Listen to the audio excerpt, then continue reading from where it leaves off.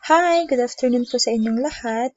So, ang next video po natin sa araw na ito ay kung paano mag-convert ng photo or document PDF into an editable Word document. So, on my screen, meron po akong sample dito na naka-PDF files. Okay, sample po itong 18 Prof Educ Units. Okay, downloaded po kasi ito sa ating Google. So, kung mapapansin po dito, naka-PDF po siya at hindi po siya pwedeng ma-edit. Okay, ganyan. Hindi siya editable.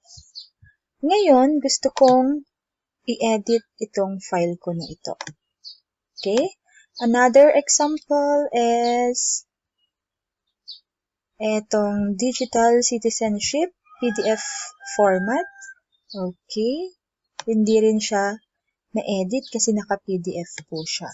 Ngayon, another example is itong picture. Picture po ito na naging PDF format. So, ngayon, ito yung mga gusto kong gawing Word document para ma-edit ko siya. Okay? Paano po ang gagawin natin? Punta lamang po tayo dito sa Word document.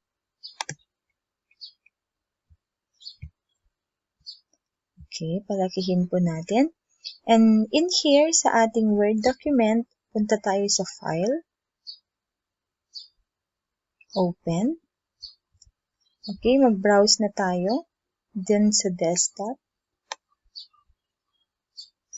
Okay, example na PDF format natin ay yung sample 2. And then open. Kung mapapansin dito, may magpa-pop up na message. Word will now convert your PDF to an editable Word document. Then okay. Then let's wait for a second. And then yan na ang ating document. So, dito, pwede na siyang ma-edit. Okay? So, ganun lamang po siya kasimple.